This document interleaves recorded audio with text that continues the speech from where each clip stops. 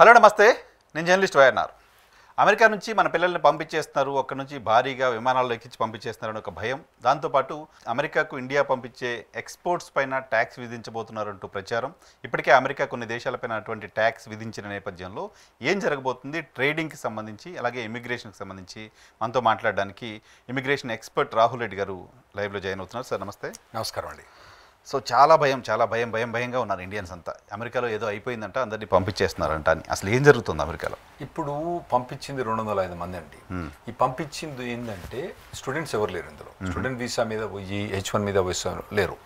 వీళ్ళందరూ గోడ దూకి లేదా అంటే ఐడార్ నుంచి దొంగచాటుగా వచ్చి ట్రై చేసినట్టు త్రూ మెక్సికో వచ్చి వీళ్ళు జైల్లో, అంటే అక్కడ టెక్సస్ అనే స్టేట్ ఉంది కదా, నేను ఉండే స్టేట్ టెక్సస్, సౌత్ టెక్సస్ జైల్లో వీళ్ళు ఉన్నారు అన్నట్టు. వాళ్ళని తీసుకొచ్చి ఇప్పుడు 203 మందిని తీసుకొచ్చి పంపించేసారు. అయితే ఇటువంటి వాళ్ళు ఇంకా చాలా మందిని పంపిస్తారు.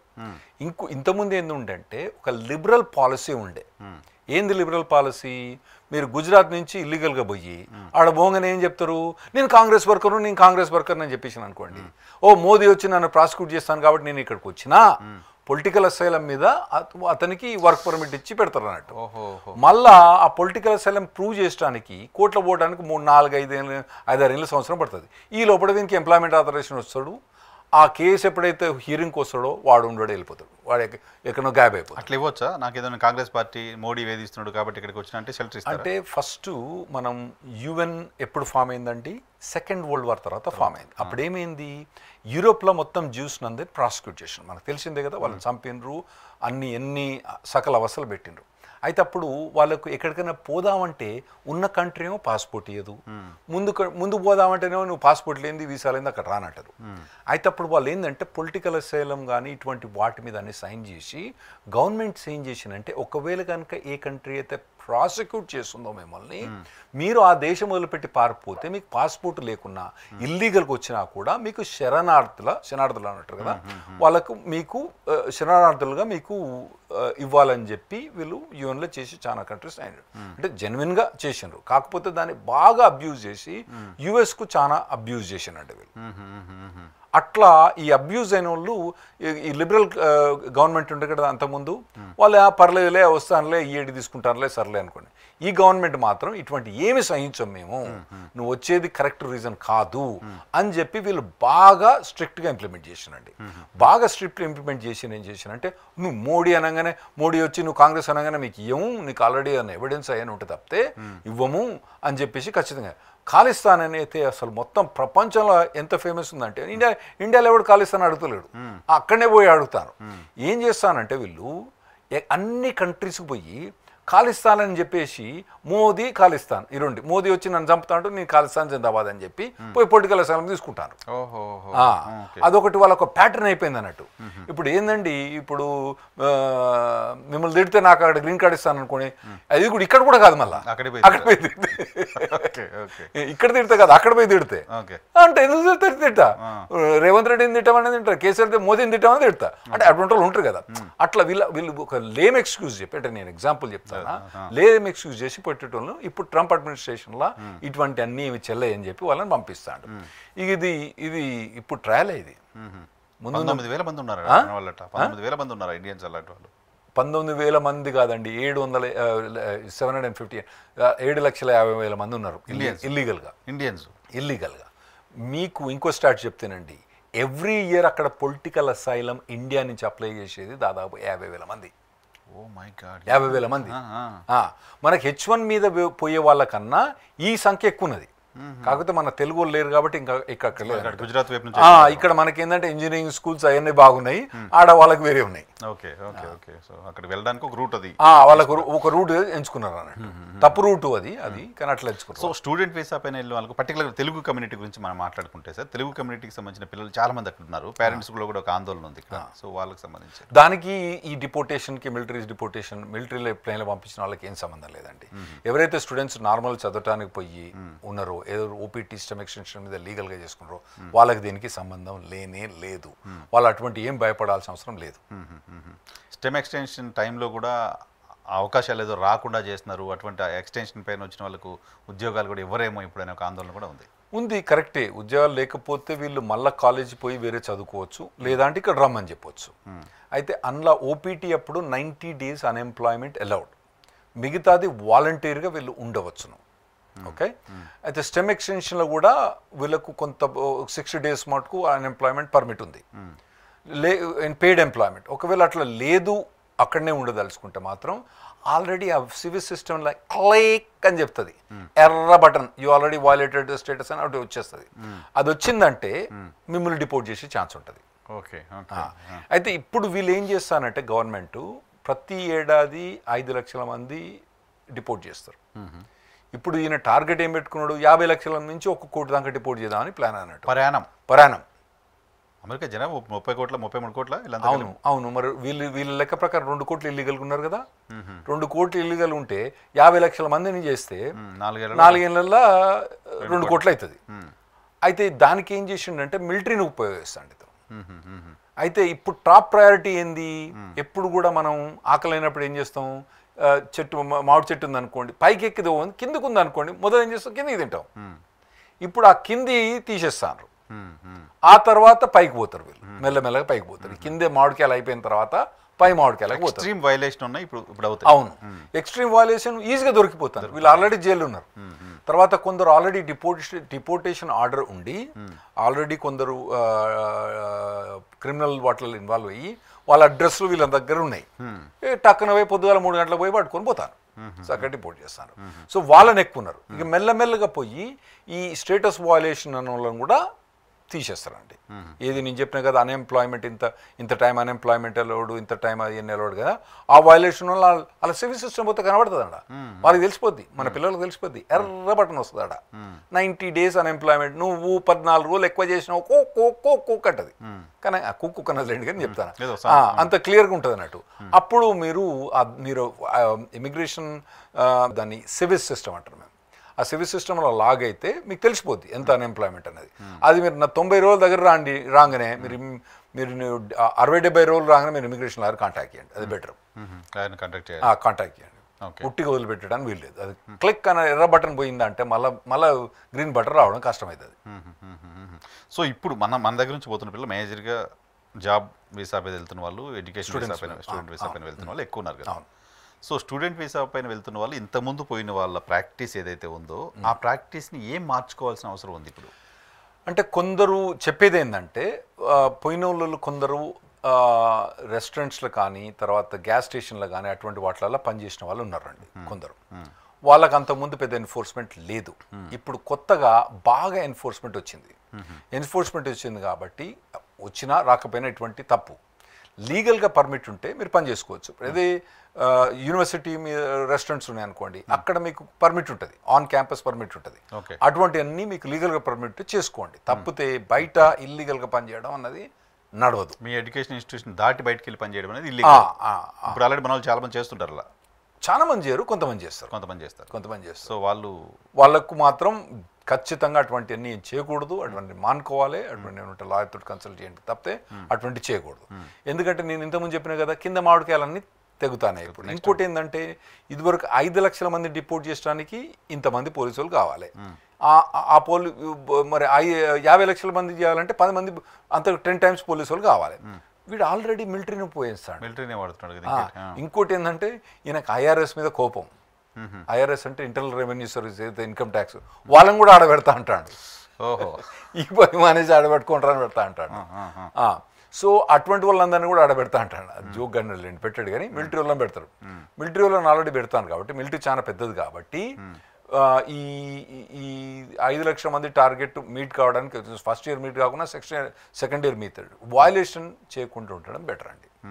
లాస్ ఏవి కూడా వయలేట్ చేయకుండా ఉండడం బెటర్. సో ఇప్పుడు ఆల్రెడీ చేస్తున్నారు, ట్రంప్ రాకముందు అటువంటి వయలేషన్స్ ఏదో చేశారు అంటే నేనేమంటా అంటే, ఇప్పుడైతే ముందైతే చేయకండి, మీరు అవసరమైతే లాయర్ని కాంటాక్ట్ చేయండి. లాయర్ని కాంటాక్ట్ చేసి కొన్ని ఉంటాయండి. అవి ఎట్లుంటాయంటే, స్టేటస్ వయలేషన్ అనేది ఎప్పుడు చూస్తామంటే మేము కొన్నిట్లా, నాట్ అన్నిట్లో కాదు, ఓన్లీ లాస్ట్ టైం మీరు యూఎస్కి ఎంటర్ అయిన కాడ నుంచి ఉంటుంది అన్నట్టు. అంటే మీరు ఇప్పుడు మీరు December 2024లో ఎంటర్ అయింది అనుకోండి, ఓకే, ఆ తర్వాత వైలేట్ చేసినరా, అంతకుముందు వైలేట్ చేసినరా, కొన్ని ఎగ్జామ్షన్స్ ఉంటాయి మాకు. సో కొందరు ఏం చెప్తామంటే అరే ఒక పని చేయరా నాయన, నువ్వు మెక్సికో పోయి రాపోరా, లేదా ఇండియా పోయి రాపో, అప్పుడు ఏమవుతాయి గంగల కనుక మునితే మొత్తం మన పాపాలని మునిలేనంటే అవన్నీ తేలిపోతాయి అన్నట్టు, కొన్ని ఉంటాయి అన్నట్టు. సో దానికి మీరు లాయర్ని కాంటాక్ట్ చేయడం బెటర్.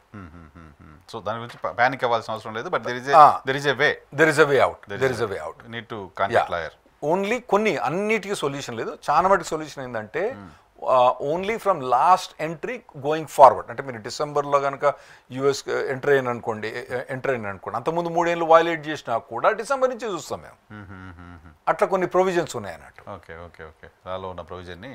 దాన్ని ఏం చేస్తామంటే కొందరు అప్పుడు స్టేటస్ వైలేసినప్పుడు ఏం చేస్తామంటే నాయన మంచిగా మెక్సికో పోయి ఒక మార్గరేటా తాగిరారా అని చెప్తాం అన్నట్టు.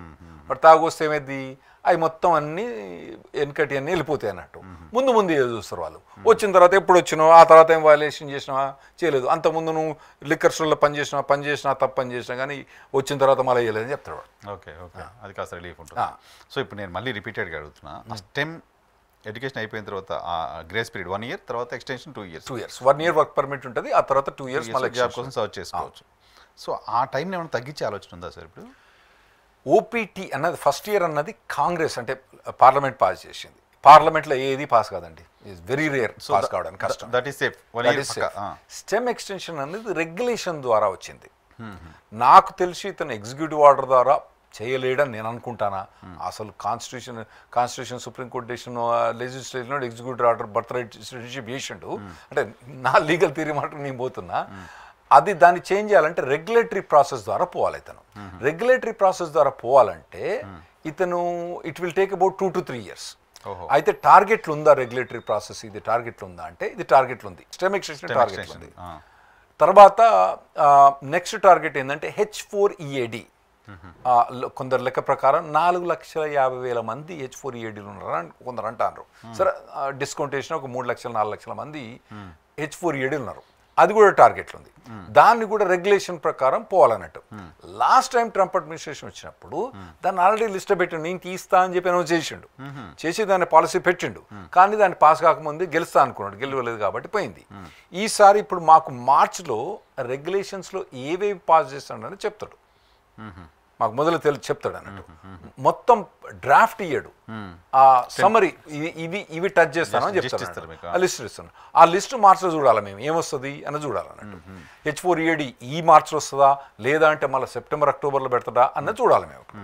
లాస్ట్ టైం మనం ఇంటర్వ్యూలో మాట్లాడుకుంటున్నప్పుడు ఈ ట్రంప్ ఉన్న 4 years మీరు దేశం దాటకపోతే బెటర్ అనే మాట చెప్పారు. అవునండి. సో దేశం దాటకపోతే బెటర్ అనే మాట ఎవరికి వర్తిస్తుంది? లీగల్గా యుఎస్లో ఉన్నారనుకోండి, ఇప్పుడు స్టూడెంట్ వీసా మీద ఉన్నారు మన వాళ్ళు, స్టూడెంట్ వీసా మీద నుంచి H1B వచ్చింది. వచ్చిన తర్వాత వాడు H1 మీద అక్కడ ఉంటేనేమో పర్వాలేదు, వాడు ఇక్కడ స్టాంపింగ్ వచ్చింది అనుకోండి, ఇక్కడ వానికి వీసా వేయలేకపోతే అట్లుంటారండి. తర్వాత మీరు H1 మీద పోయినరు, ఇక్కడ నుంచి టాటా కన్సల్టెన్సీ ఏదో కంపెనీ నుంచి పోయినరు, ఆడ 3 years తర్వాత మీరు మళ్ళీ తర్వాత H1B ఎక్స్టెండ్ చేసుకున్నారు. ఎక్స్టెండ్ చేసుకున్న తర్వాత మీకు వీసా అయిపోతుంది కానీ అక్కడ ఉండి పని చేసుకోవచ్చు. మళ్ళీ ఇప్పుడు అనవసరంగా ఎందుకు రావాలి మీరు? ఇప్పుడు ఇంకోటి ఆడ పోరాడు ఉంటాడు, పోలు ఉంటుంది, వాళ్ళిద్దరు పెళ్లి చేసుకోవాలనుకున్నారు, ఇక్కడ అవ్వాయే ఇక్కడ ఉంటారు, వీళ్ళు ఏమంటారు ఇక్కడికి వచ్చి పెళ్లి చేసుకోనరా అంటారు, ఇక్కడికి వస్తే మళ్ళీ వీసాకు రావాలి. నేనేమంటా నీ అమ్మ అక్కడనే చేసుకుంటే అయిపోద్ది కదా, సారీ నా భాష, అక్కడనే చేసుకుంటే అయిపోద్ది కదా అంటే, ఓ మా నాయన మా అత్తారే వాళ్ళని చేసుకుంటానవా, పిల్లలు ఇక్కడ ఉంది అక్కడనే చేసుకుంటే అయిపోద్ది కదా నేను అంటాను. ఇటువంటివన్నీ అనవసరమైన ట్రావెల్స్ బంద్ చేయాలి. అదే వీసా స్టాంపింగ్ అంటే ఇప్పుడు ఇక్కడ ఉండనుకోండి, కాగ్నిజెంట్ ఏదో కంపెనీ పనిచేస్తా అంటే H1B అప్లై చేసిన అనుకోండి, ఇక్కడ కంపల్సరీ వీసా పోవాలి, వీనికేమో గత్యంతరం లేదు, తప్పదు. ఇంకా ఆ పిల్ల పోరుగాడు అక్కడనే ఉన్నప్పుడు అక్కడనే పెళ్లి చేసుకుంటే అయిపోద్ది కదా, ఈ తంతంగా ఎందుకు అన్నెసరీ రిస్క్ తీసుకోవడం? అన్నెసరీ రిస్క్ తీసుకోవడం. మరి మీ అవ్వాయే కనుక వాళ్ళకు మెర్సిడీస్ కార్ ఉండి నీకు ఆడి రెడీగా పెట్టిండు అనుకో, వచ్చే నీ ఇష్టం, నా దగ్గర వచ్చి అడగకు అంతే. మీరు మీ అబ్బాయి ఇక్కడ యుఎస్లో ఇండియాలో మంచిగా సంపాదించి మంచిగా పెద్ద విల్లా కొని నీకు ఆడి కార్డు కొని రెడీగా పెట్టినందుకు నీ ఇష్టం వచ్చేసాయి. కానీ కామన్ మ్యాను ఒక్కొక్కరు స్కూల్ టీచర్ ఉంటారండి, వాళ్ళు ఎంత కష్టపడి పిల్లలు పంపించారు. కాకపోతే ఈ స్కూల్ టీచర్లకు అక్కడ వీళ్ళకి అక్కడ పరిస్థితి తెలియదు కదా, ఆ పోరుగాళ్ళు ఎంత కష్టపడుతారు, ఎంత కష్టపడాలి ఇక్కడ రావాలంటే, ఇక్కడ వీసా తీసుకోవాలంటే ఎంత కష్టం ఉన్నదో వాళ్ళకి అర్థం కాదు. మా పెళ్లి కావాలి పెద్దగా కావాలి అందరికి చూపెట్టాలి కదా. అదే పెళ్ళి అన్నది is union between wife and husband. అక్కడ చేసుకుంటే అయిపోతుంది కదా, ఎందుకు ఎమోషన్స్ ఉంటాయి కదా, ఎమోషన్స్ అనుకున్నప్పుడు ఎమోషన్స్ ఏందండి. నేనైతే పార్పే చేసేసుకున్నా, ట్రైన్లో ఎక్కి వెళ్ళిపోయినాం, పోయి చేసేసుకున్నా, అయిపోయింది. ఇప్పుడు నేను పెళ్లి చేసుకుని 30 ఏళ్ళు అయింది. ఇక పోతాంటే మన ఆఫ్ఘనిస్తాన్ మాదిరి తయారవుతుంది. ఇప్పుడు అవ్వయ్య పర్మిషన్ కావాలి, వాళ్ళ తర్వాత వాళ్ళ కజిన్ పర్మిషన్ కావాలి, ఇంతమంది పర్మిషన్ కావాలి. ఇంకా మా రెజ్యూమే చూస్తే ఆ రెజ్యూమేలా వాళ్ళ బావ ఎక్కడనో, వాళ్ళ చిన్నాన్న ఎక్కడనో, చిన్నమ్మ ఏం చేస్తుందో ఆయన పెడతాను. 7 తరాలు కదా ఇప్పుడు, ఆయన లెక్కలు చూస్తాను. ఇదేంరా ఆయన పిల్లని చేసుకుంటారా, నువ్వు మొత్తం ఖాందాన్ని చేసుకుంటారో నాకు అర్థం కాదు. అది వేరే విషయం. సో ట్రావెల్ రాకపోవడం బెటర్, పర్టికులర్గా అక్కడ ఉన్నవాళ్ళు. అవును, అక్కడ ఏదో ఒక లీగల్ దీంతో ఉన్నవాళ్ళు లీగల్ రాకపోవడం బెటర్. ఎందుకంటే ఇప్పుడు పెద్ద పెద్ద కంపెనీస్ అండి, ఇప్పుడు ఫ్యాంక్ కంపెనీస్ అంటాం కదా, ఫేస్బుక్ కానివ్వండి, అమెజాన్ కానీ, ఇటువంటి కంపెనీ వాళ్ళు కూడా వస్తే వాడు 221 వచ్చి వెయిట్ చేపిస్తాడు. ఆ తర్వాత ఏముంటుంది, అమెజాన్ కంపెనీ అటువంటి ఎట్లా డినై చేస్తాడు, డినై చేయరాదు కదా. సరే వాడు మొత్తం ఎంక్వైరీ చేసుకుంటాడు. 4 నెలలు 5 నెలలు అయితే వాడు అమెజాన్ ఉంటాడా, నీ ఇంకా నీ జాబ్ ఇంకొనికి ఇచ్చేస్తానా పోండి, ఉన్నది పోయింది ఉంచుకున్నది పోయింది. అటువంటివన్నీ అవాయిడ్ చేయొచ్చు వీళ్ళు. ఎవరు భయపడాలి? స్టూడెంట్స్గా అక్కడ ఉన్న వాళ్ళు ఎవరు బాగా భయపడాలి? అందరూ భయపడాలి. అందరూ ఇదివరకు ఏవైతే లాస్ ఎట్లయితే ఇమిగ్రేషన్లో ఇంప్లిమెంట్ అయినాయో అంతకన్నా చాలా స్ట్రిక్ట్గా ఇంప్లిమెంట్ అవుతున్నాయి. పర్టికులర్గా మన ఈహా టీవీలో మన క్యారియర్ గైడ్ ఉంది, మేము ఎవ్రీ వీక్ వచ్చి మేము చెప్తా అంటాము, మీరు అవి కంపల్సరీ వినాలి. కంపల్సరీ ఏదైతే ఎవరైతే పిల్లలు అక్కడ ఉన్నారో లేదా మీ పిల్లలు కానీ అక్కడ ఉండే పిల్లలు కానీ ఇది రెగ్యులర్గా వింటే బెటర్. ఎందుకంటే మేము కంటిన్యూస్గా, మేము యూట్యూబర్ కాదు, నేను టీవీ స్టేషన్లో వచ్చినాను కాదు, యాక్టివ్గా ప్రాక్టీస్ చేసేవాడిని కాబట్టి మాకు ప్రాక్టికల్ డిఫికల్టీస్ తెలుస్తాయి. తర్వాత మేము 13 ఏళ్ళ నుంచి మీకు ఫ్రీ కాన్ఫరెన్స్ కాల్ అండి, ఎవ్వరు కూడా వచ్చానా వచ్చి క్వశ్చన్ అడగొచ్చండి. మా వెబ్సైట్ పోతే ఫ్రీ కాన్ఫరెన్స్ కాల్ 13 ఏళ్ళ నుంచి ప్రతిరోజు నేను 20 నుంచి 25 మందికి ఆన్సర్ చేస్తాను క్వశ్చన్స్. వెబ్సైట్కి వచ్చి అక్కడ జూమ్ కాల్ ఉంటుంది ఆన్లైన్. అయితే ప్రతి 13 ఏళ్ళ నుంచి 20 నుంచి 25 మందికి every day only 5 days. By what time? దాని టైమింగ్ వేరియేషన్ అంటే యూఎస్ టైమింగ్స్లో ఉంటాయి కదా, యూఎస్ టైమింగ్స్లో ఒకటేమో 11:30, ఒకటేమో 3:30, ఒకటేమో 4:30 టైంలో ఉంటుందండి. సో అట్లా మీరు వెబ్సైట్ అడ్రస్ rnlawgroup.com rnlawgroup.com అది firm name Reddy Newman Brown rnlawgroup everyday 13 free, అందులో మీరు ఛార్జ్ చేయమంటుందండి. సో ఇటువంటి అన్ని కూడా మీరు పార్టిసిపేట్ చేసి క్వశ్చన్ అడగవచ్చు. ఏదైనా కాంప్లెక్స్ క్వశ్చన్ ఉంటేనేమో కన్సల్టేషన్, చిన్న క్వశ్చన్ ఉంటే అందుకోసం వాళ్ళకి సంబంధించిన డౌట్స్ అని నేను అడుగుతున్నాను. చాలా క్లారిఫై అయితే చాలా మంది మీ నెంబర్ ఇవ్వండి అని అడుగుతాను. ఫస్ట్ మీరు క్యారియర్ గౌడ్ చూడండి, ఆ తర్వాత మీరు ఇంకా కొద్ది క్వశ్చన్స్ ఉంటే మీరు కాన్ఫరెన్స్ కాల్. Right sir. ఇప్పుడు ఎకానమీ గురించి మాట్లాడదాం. ఏంటి ఇండియా పాయింట్ ఆఫ్ వ్యూలో అమెరికా ఇంపోజ్ చేస్తున్న ఈ ట్యాక్సెస్ అనేది మనకి ప్లస్సా మైనసా? ఇప్పుడు ఆల్రెడీ 2-3 కంట్రీస్ పే చేసినట్టున్నారు, కెనడా, కొలంబియా, చైనా, మెక్సికో కూడా. రైట్. సో ఇప్పుడు యుఎస్కు పెద్ద ట్రేడ్ డెఫిసిట్ అంటే ఇప్పుడు మేము ఇంపోర్ట్ చేసుకునేది ఎక్కువ, ఎక్స్పోర్ట్ చేసేది తక్కువైంది. ఓహో, ఈ మధ్య తక్కువైందా? అంటే దాదాపు 20 ఏళ్ళ నుంచి అట్లే ఉందండి, తగ్గుతుంది. సో ఇప్పుడు మేము ఒక కార్ చైనా నుంచి ఇంపోర్ట్ చేసుకుంటేనేమో మేమేమో ఏం టారిఫ్ వేస్తలేము, సుంకమా ఏమంటారు చేస్తున్నాం. మా కార్ కనుక మేము చైనా పంపిస్తే వాడు 80% అది ఇస్తాను, అక్కడ దింపాలి. ఇప్పుడు ఎందుకంటే ఇండియా కూడా ఉంది కదా, ఇప్పుడు యుఎస్ నుంచి కార్ వస్తే ఎంత వేస్తాడు? చాలా యుఎస్ కార్ వేస్తాడు. ఈ ఇండియా నుంచి కార్ పంపిస్తే ఏమన్నట్టు. ఇప్పుడు అతను ఏమంటాడంటే, నాయన మరి మీ యుఎస్ నుంచి కార్ పంపిస్తేనేమో నువ్వు ట్యాక్స్ వేస్తా అంటివి, ఇండియా నుంచి పంపిస్తే ట్యాక్స్ వేయమని చెప్పి దాన్ని వాడు బ్యాలెన్స్ చేయడానికి చేసిండు అన్నట్టు. ఫస్ట్ టర్మ్ అడ్మినిస్ట్రేషన్లో ట్రేడ్ బ్యాలెన్స్ మాది ఎక్కువ, దాదాపుగా $400 బిలియన్ ట్రేడ్ బ్యాలెన్స్ ఉండే. అంటే మేము ఎక్స్పోర్ట్ చేసేదేమో $200 బిలియన్, వాళ్ళ దగ్గర నుంచి ఇంపోర్ట్ చేసేది $600 బిలియన్ ఉండే. అంటే ఎగ్జాక్ట్ నెంబర్ చెప్తలేను. ఆ తర్వాత ఏం చేసిండు, ట్రంప్ అడ్మినిస్ట్రేషన్ చేంజ్ చేసిండు, టారిఫ్స్ పెట్టేసిండు. అరే నాయన మేము వచ్చి పెడతాం రా. అప్పటి నుంచి ఏమైంది, ట్రేడ్ బ్యాలెన్స్ తగ్గిపోయిందండి. ఇదివరకు మా దగ్గర నుంచి కొద్దిగా ఎక్స్పోర్ట్స్ పెరిగినాయి, ఇంపోర్ట్స్ చైనా నుంచి తగ్గిపోయినాయి. అట్లా ఈ చాలా కంట్రీస్ మీద అట్లా ఇంపోజ్ చేద్దామని ట్రంప్ ప్రయత్నిస్తున్నారు. నా లెక్క ప్రకారం నేను ఇమిగ్రేషన్కి అయితే సపోర్ట్ చేయను, కానీ ఇదైతే చాలా మంచి పాలసీ. ఎందుకంటే మరి వాళ్ళేమో మా కారణం, ఇండియా వాళ్ళేమో మా కారణం ఛార్జ్ చేస్తా అంటారు, మేమేమో ఛార్జ్ చేయము, ఎట్లా అది అన్యాయం కదా అది అని ఉన్నది. సో దానివల్ల ఇండియాకి అడ్వాంటేజ్ ఏంటి, డిసడ్వాంటేజ్ ఏంటి? ఇండియా పైన ఇప్పటివరకు ట్యాక్స్ వేయలేదు, ఇండియాని ఇప్పటిదాకా టార్గెట్ చేయలేదు. అయితే ట్రేడ్ బ్యాలెన్స్లో ఆ టాప్ కంట్రీ అన్నది చైనా. ఓకే ఓకే దాన్ని టార్గెట్ చేసిండు. ఆ తర్వాత టాప్ కంట్రీస్లో మెక్సికో తర్వాత కెనడా ఉంది. కొలంబియా అన్నది మీరు చెప్పిండ్రు కానీ ఆ చిన్న కంట్రీ, దాన్ని ఎందుకంటే అది వేరే దానికోసం మళ్ళీ కవర్ చేస్తాను కానీ అది లిస్ట్లో లేదు. కాకపోతే అతను ఏం చేసిండంటే ఇల్లీగల్ ఏలియన్స్ను మిలిటరీ ఏరోప్లేన్లో చేసి పంపిస్తే వాడు ల్యాండ్ కానేలే. ఓహో, బికాస్ ఆఫ్ దట్. దానికోసం టారిఫ్స్ ఏం చేస్తా అంటే వాడే వచ్చేసి మా పక్క తెలంగాణ లాంగ్వేజ్ చెప్పాలంటే సంక్రాంతి వచ్చేసి ఎలో చేసిండు. అయితే ఇప్పుడు మెయిన్ టార్గెట్ చైనా మీద ఆల్రెడీ 10% ఎక్స్ట్రా చేసిండు అన్నట్టు. కెనడా అండ్ మెక్సికో ఇవి కూడా major trade partners. Mexico major trade partners. అక్కడ కూడా ట్రేడ్ ఇంబ్యాలెన్స్ బాగుంది మెక్సికోకు మాకు. అయితే మెక్సికో, కెనడా అండ్ యుఎస్ కలిపి నాఫ్టా అని ఒక అగ్రిమెంట్ ఉంది అన్నట్టు.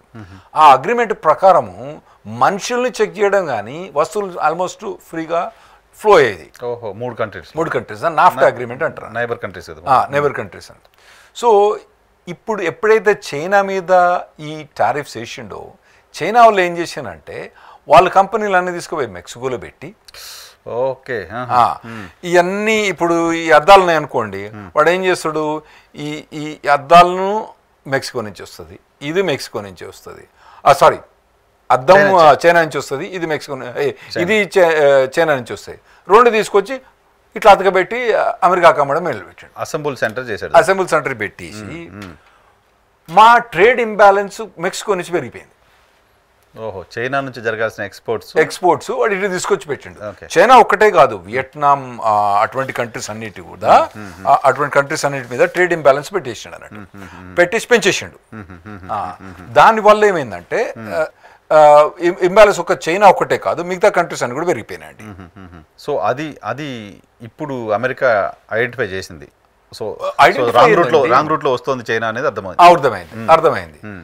మీకు చెప్పాలంటే కొన్ని కంట్రీస్ ఉన్నాయండి. తైవాన్ అంటే వేరే రీజన్ ఉందండి, అక్కడ చిప్స్ మ్యానుఫ్యాక్చర్ అవుతాయి. దానికి కూడా మేము ఇప్పుడు చాలా డబ్బులు ఇన్వెస్ట్ చేస్తున్నాం. తర్వాత వియట్నాం ఎంత చిన్న కంట్రీ అండి, ఆ చిన్న కంట్రీకి కూడా మాకు trade imbalance $100 billion trade imbalance ఉంది. వాళ్ళు కూడా ఏం చేసిండ్రు, అక్కడ చైనా నుంచి వాడు వియట్నాం పోయి అక్కడి నుంచి పంపించారు అన్నట్టు. So net imbalance with China Trump వచ్చిన తర్వాత నుంచి ఏదైతే ఇంపోజ్ చేసినది పెరిగిపోయింది. సో ఇవన్నీ ఆలోచించి కొత్త సిస్టమ్ మొదలుపెట్టి దాంట్లో ఇతను అన్ని తీర్లా పక్కడబందీగా చేయాలని సరి చేస్తున్నాడు.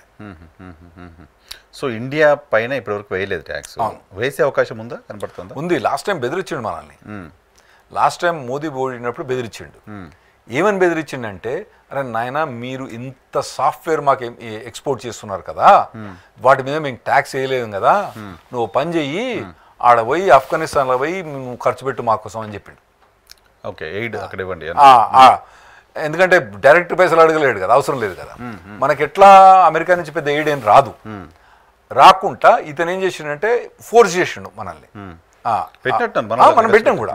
సరే దానికి మంచి ఫలితాలు వస్తాయి, అది వేరే విషయం. కానీ అట్లా ఫోర్స్ చేసిండు. మళ్ళీ మన నెక్స్ట్ మీటింగ్ మన దగ్గర ఉన్నది. ఎంతో మీటింగ్ పోవాలంటే కష్టం.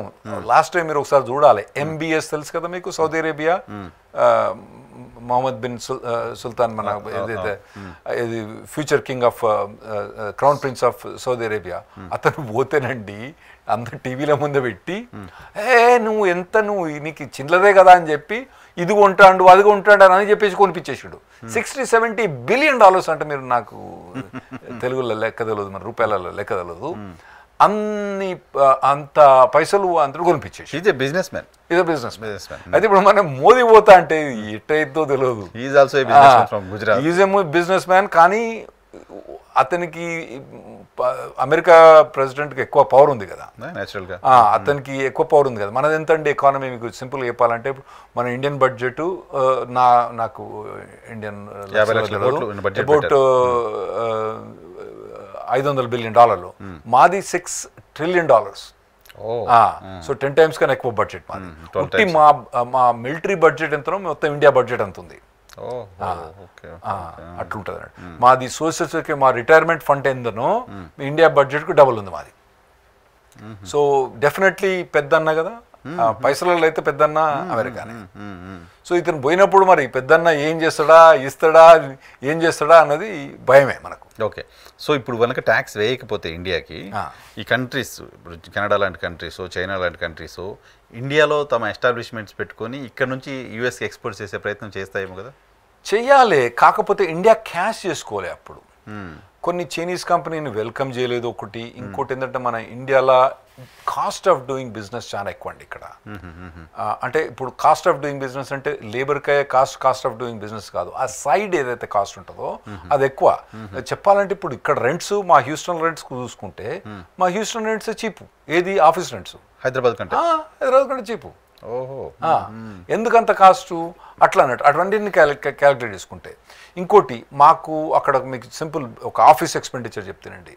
మాకు ఆఫీస్ ఎక్స్పెండిచర్లా 70 to 80% of the office expenditure మాకేమైంది శాలరీస్ ఉంటాయి. మీరు బిజినెస్ రన్ చేస్తున్నారు కదండి, మీకు తెలుసు కదా మీకు ఎక్స్పెండిచర్ శాలరీస్ ఎంత, మిగతా ఎక్స్పెండిచర్ ఎంత. మిగతా ఎక్స్పెండిచర్ ఎక్కువ ఉన్నది మీకు. అవును, that is what I call cost of business. అవి తగ్గియాలన్నట్టు. ఇది ఇక్కడ మన దగ్గర లేదు. మనకు ఎంప్లాయీస్కి ఇస్తే మంచిదే, కానీ అన్నిటికి వేస్ట్కి ఎక్కువ అంటే ఇవ్వకూడదు అన్నట్టు. ఇప్పుడు యుఎస్లో ఉన్న మూడ్ ఏంటి? ఇండియా పైన కూడా ఇంపోజ్ చేస్తారు ట్యాక్స్ అనే మూడ్ ఉందా?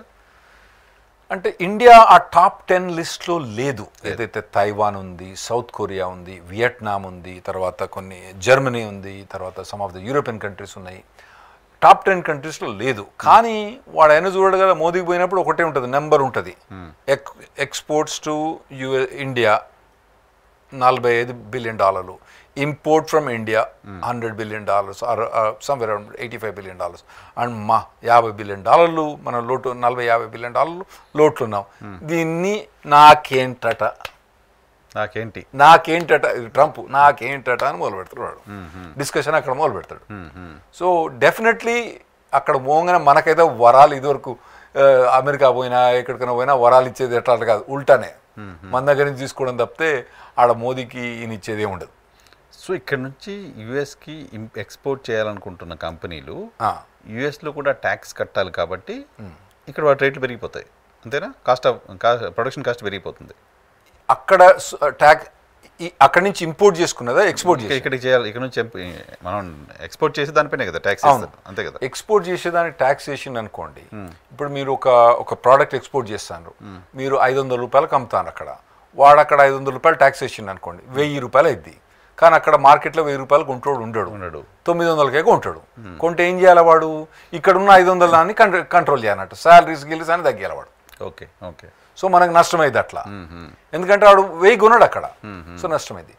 కొన్ని కంపెనీస్ ఏం చేస్తాయంటే, నేను కొన్ని సోలార్ కంపెనీస్తో డీల్ చేసిన అక్కడ, వాళ్ళు ఏం చేశారంటే వాడు అక్కడ ట్యాక్స్ వేస్తాడు కాబట్టి ఇక్కడ నుంచి ఇండస్ట్రీ తీసి అక్కడ పెడతారు, లేదా అక్కడ ఇంకో ఇండస్ట్రీ పెడతారు. ఏదైతే ఇక్కడ మనం $500 తయారు చేయదలుచుకున్నామో అది అమెరికాలో పోయి $800 $900 తయారు చేస్తాం, కొంత పైసలు మిగిలిపోతాయి. ఎందుకంటే ఇదివరకు 500 తయారు చేసి 1000 అమ్మేది, ఆడ 500 ట్యాక్స్ వేస్తాను కాబట్టి మనకేం మిగులుతలేవు. అక్కడనే ఇండస్ట్రీ పెడితే 800కు, అది అమెరికా ప్రభుత్వ దృష్టిలో మంచిదే కదా, ఎందుకంటే అతనికి ఇండస్ట్రీ వస్తుంది. కాకపోతే మన ఇండియాకి నష్టమైంది. అటువంటి వాటితోటి మన టారిఫ్స్ పెడితే మన ఇండియాకి నష్టమైంది. అప్పుడు ఇండియాని మీరు ఇక్కడ వేస్తున్న ట్యాక్స్ తగ్గించుకోండి అనే ప్రపోజల్ కూడా బహుశా అమెరికా చేస్తుందేమో కదా? చేయాలి, అది చేస్తారు. సో ఆ ట్యాక్స్ దానికి ఇండియా ఒప్పుకుంటే, ఆల్రెడీ ఏం చేసిండంటే ఇతను మోడీ పోకముందే ఈ రిపబ్లికన్ ఇండస్ట్రీస్, డెమోక్రాట్ ఇండస్ట్రీస్ అని ఉంటాయి.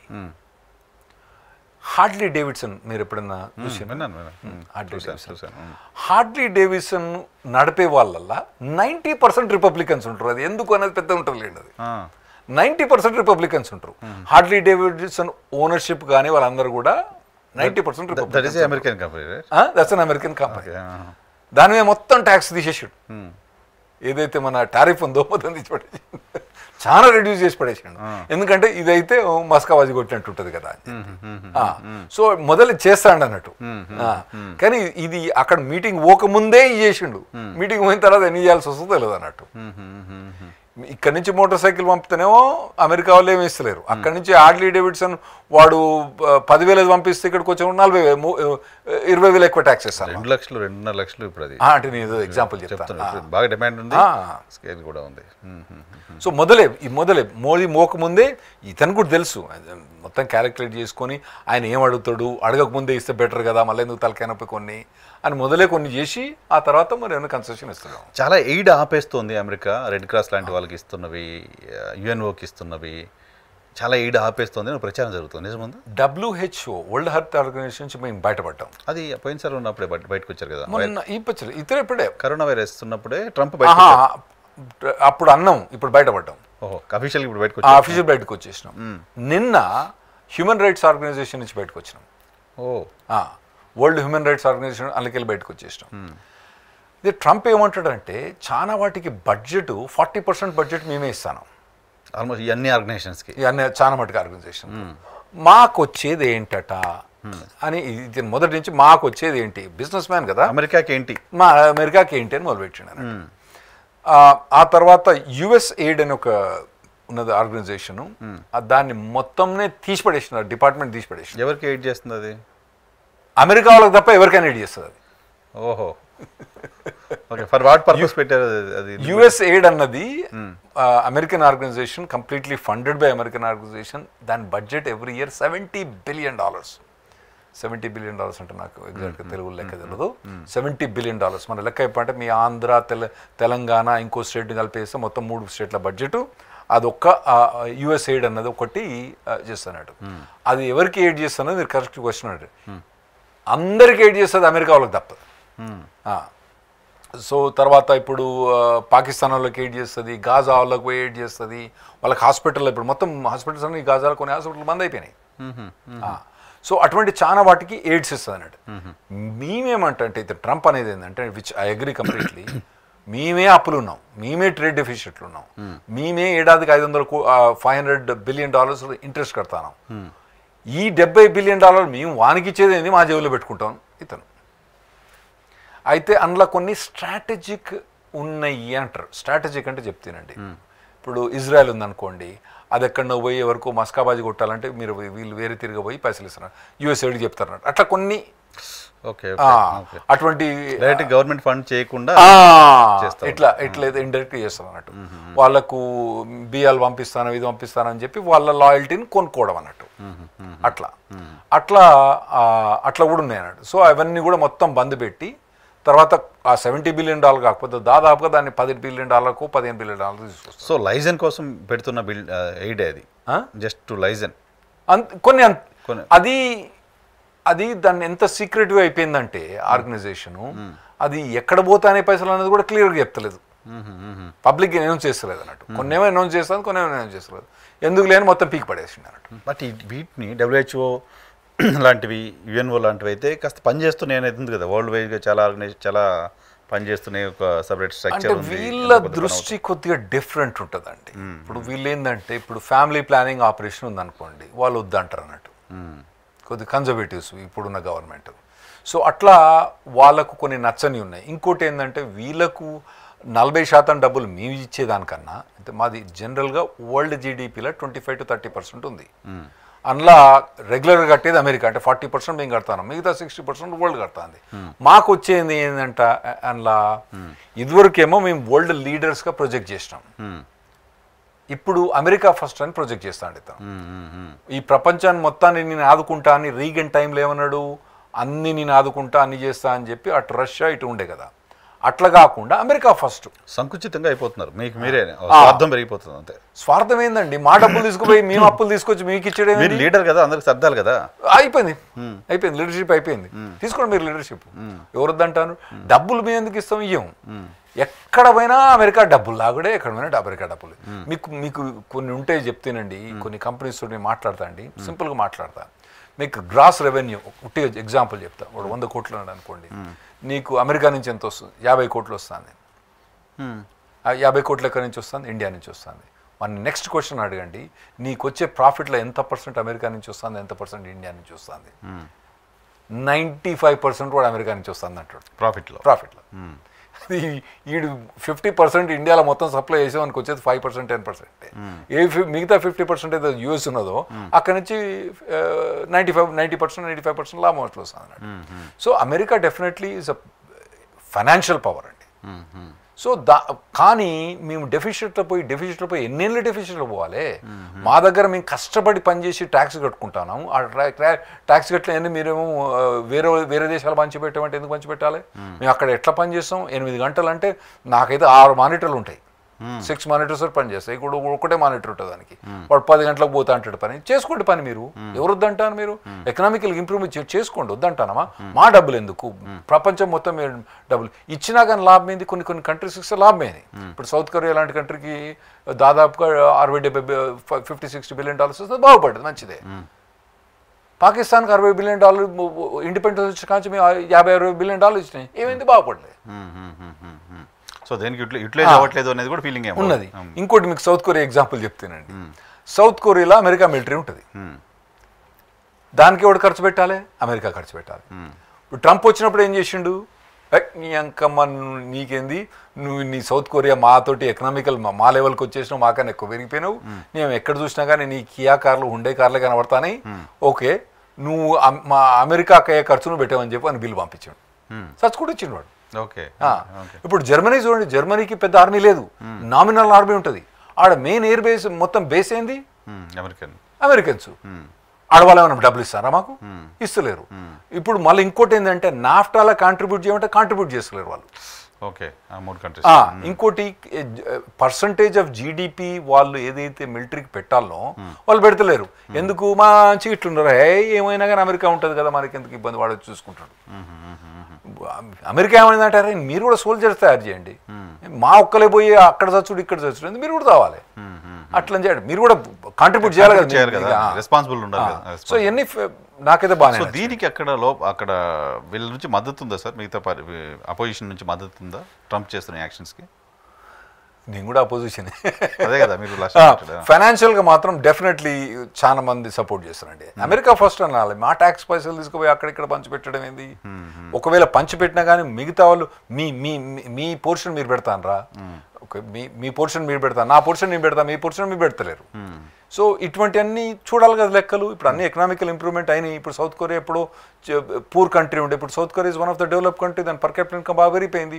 So let them pay their share, let Germany pay వాళ్ళ పర్ క్యాపిటల్ ఇన్కమ్ మాకన్నా ఎక్కువ జర్మనీ, అయినా కానీ వాళ్ళు ఫేర్ షేర్ మిలిటరీ కాంట్రిబ్యూట్ చేస్తలేరు వాళ్ళు.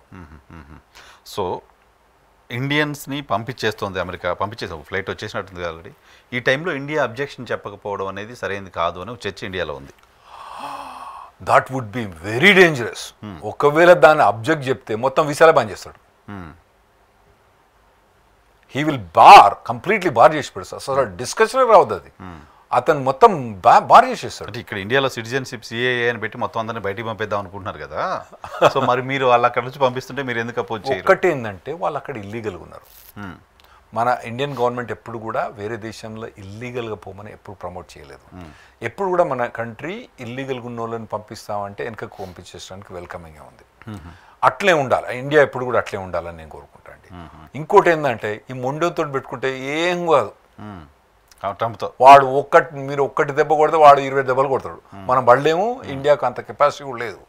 ఒకవేళ కనుక మేము ఆ ఇల్లీగల్ వాళ్ళని కనుక తీసుకోమని చెప్పి కొలంబియా వాళ్ళు చెప్పినరో, నెక్స్ట్ డే ఎంబసీలో నో వీసాస్ అని పెట్టేసాడు.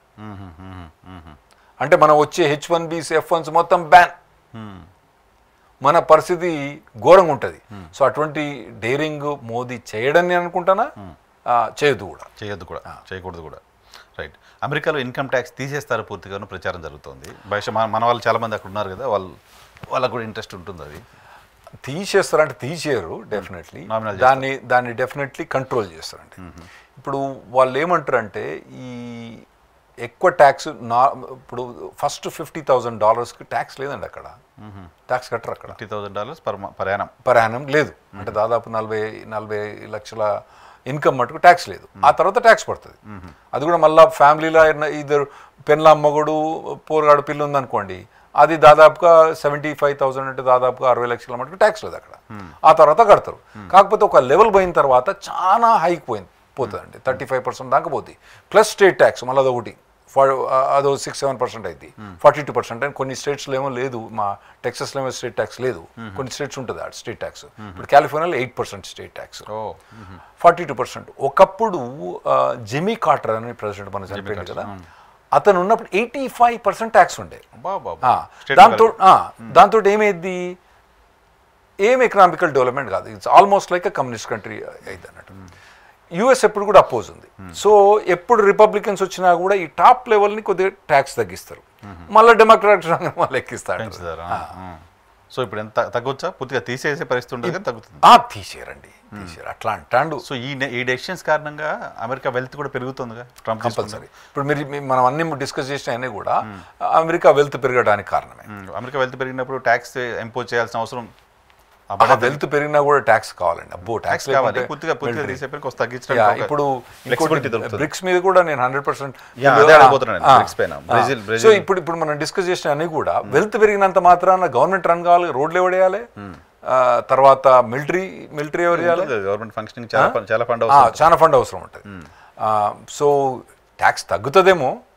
తర్వాత మొదలు ఏంటంటే మేము అప్పులు ఉన్నాయండి, ఈ అప్పులన్నీ చేయాలి. ఇంకోటి మాకు ఇయర్లీ బడ్జెట్ $6 trillion. ఇప్పుడు అతను టార్గెట్ పెట్టుకున్నది ఏంటంటే ఈ డోజ్ అంటాం అన్నట్టు, ఈ యొక్క ఏజెన్సీని తయారు చేసి $2 trillion కట్ చేస్తా అని చెప్పేసాడు. $2 trillion, $70 billion నిన్నే 3 రోజుల కిందనే కథం చేసిండు. అంటే 1 trillion అంటే 1000 కోట్లు అన్నట్టు. 1000 బిలియన్ డాలర్లు, $1 billion. $1 billion అంటే 8,000 కోట్లు. అంటే మీరు లెక్కేసుకోండి ఎంత అయిద్దో. నాకు అది లెక్కలలో పూర్ కాబట్టి లాయర్ అయినా. సో ఇది $2 trillion కట్ చేస్తా అని ఇలాన్ మాస్క్ ఇన్ఛార్జ్ పెట్టిండు అన్నట్టు. కాకపోతే దీనికి రిప్రికషన్స్ బాగుంటాయి, ఎందుకంటే దాదాపుగా ఒక 1/3 ఆఫ్ ద గవర్నమెంట్ ఎంప్లాయీస్ని పీక్ పడేయాలి. 1/3 ఆఫ్ ద గవర్నమెంట్ ఎంప్లాయీస్ పీక్ పడేయాలి. ఇప్పుడు ఆల్రెడీ 10,000 మందిని పీక్ పడేస్తే నా సాధారణంగా గోల నడుస్తుంది. దేంట్లో పీకేశారు? యుఎస్ఎయిడ్ అనేది మొత్తం తీసి పడేసి, అసలు యుఎస్ఎయిడ్ మొత్తం మా యుఎస్ తప్ప మిగతా అందరికి ఏడిస్తాను కాబట్టి తీసి పడేసాను అన్నట్టు. అట్లా చాలా డిపార్ట్మెంట్స్ నుంచి కట్ చేసుకుంటారు. కొన్ని టెక్నాలజీ ఇంప్రూవ్ చేసి, వాటిని ఇంప్రూవ్ చేసి, వీటిని మొత్తం కట్ చేసడానికి ప్రయత్నిస్తాం అన్నట్టు. సో ఈ కట్ చేసినప్పుడు ఎట్లా బ్యాక్లాష్ ఉంటుంది. అటువంటి అని $2 trillion కట్ చేసి, ఇవన్నీ వెల్త్ ఇంక్రీజ్. ఇంకోటి ఏంది, $2 trillion ఇతను ఏమంటాడంటే, ట్రంప్ అడ్మినిస్ట్రేషన్ ఏమంటుందంటే, ఇవన్నీ ట్యాక్స్ పైసలు కదా, ఏదో ట్యాక్స్ పైసలు కాదు, $2 trillion సిగరెట్ కట్ చేస్తే కొంత వాళ్ళకి ఇచ్చేస్తాను కదా నీకు, ట్యాక్స్లు కట్ చేస్తా అంటాడు. మొత్తమే తీసేసారు కాదు, ట్యాక్స్లు తగ్గిస్తాను. ఇంకా సార్ ఇంకేమన్నా ఇప్పుడు జనాల్లో ఉన్న ఆందోళన వీటన్నిటి నేపథ్యంలో ఇంకేమన్నా మీరు యాడ్ చేస్తారా? క్లోజ్ చేద్దాం. ఇప్పుడు బ్రిక్స్ మనం డిస్కస్ చేసినాం కదా, ఇప్పుడు ఏమంటాడంటే అతను, బ్రిక్స్ వాళ్ళు ఏమంటారంటే US డాలర్ను పక్కన పెట్టేద్దామంటాడు. పక్కన పెట్టే చూస్తాను మీద 100% టారిఫ్ వేస్తాను అనుకున్నాను. అంటే మా కంట్రీని మేము ప్రొటెక్ట్ చేసుకోవాలి కదా, మా కరెన్సీని మేము ప్రొటెక్ట్ చేసుకోవాలి కదా. ఓకే చేసుకోండి, మేము టారిఫ్ వేసుకుంటాం, మీ ఇష్టం, మీరు ఎక్స్పోర్ట్ చేయకుండా చేయకండి, మీరే ఎక్స్పోర్ట్ చేసుకోండి, మాకు సంబంధం లేదు, మిమ్మల్ని ఎవరు వద్దంటలేరు. మేము వచ్చి మేము బాంబులు వేస్తానే ఉన్నా, మీరు కనుక US డాలర్ తీసేసి మీరు చైనీస్ యెన్నో ఇండియన్ రూపీ పెడితే మేము 100% టారిఫ్ వేస్తామని చెప్పేసి. Okay okay okay. So US dollar media ఉంటుంది ఎక్స్చేంజ్కు నేను అనుకుంటాను. అంటే రేపు రష్యాతోటి కొన్నా కూడా, చైనాతోటి కొన్నా కూడా US డాలర్ కాబట్టి ఇవన్నీ ఎక్స్చేంజ్ అంతా US డాలర్, పెట్రోల్ డాలర్ అంటారు కదా, పెట్రోలియం ఎక్స్చేంజ్, ఇవన్నీ కూడా. ఇవన్నీ కనుక మళ్ళా కొన్ని సౌదీ అరేబియా కూడా ఇటు పోయింది. ఇప్పుడు ట్రంప్ వచ్చిన తర్వాత చక్కగా అవుతాడు వాడు, మొత్తం US డాలర్నే వాడాల్సి వస్తుంది. ఓకే, US డాలరే ఉండాలి, పవర్ఫుల్గా ఉండాలి. అంటే మరి ఇప్పుడు మాకు ఉన్నదండి రాజ్యం, మా దగ్గర మీరు ఇన్ని ఎక్స్పోర్ట్ చేస్తుండ్రు, మేము తీసుకుంటున్నాము, మీరు కూడా చేసుకోండి, మీరు ఏమైనా చేసుకోండి, మా డాలర్ మీరు వాడకపోతే మేము ఇంపోజ్ చేస్తాను. ఓకే, స్ట్రిక్ట్ హెడ్ మాస్టర్ లా తయారయ్యాడు. అంతే కదా, అవసరం ఉందండి మాకు, ఎందుకంటే ఎన్నో అడ్వాంటేజ్ తీసుకొని ఎన్నో చేసిండు. నేను ట్రంప్ ప్రభుత్వాన్ని ట్రంప్ ఎన్నో తిట్టిన కానీ ఫైనాన్షియల్కి వచ్చే వాళ్ళకి మాత్రం I'm with Trump. Okay, right sir, thank you very much. Rahul Reddy గారు మాకు వస్తాను. ఇది రాహుల్ గారితో స్పెషల్ ఇంటర్వ్యూ చూస్తూనే ఉండండి. Journalist YNR.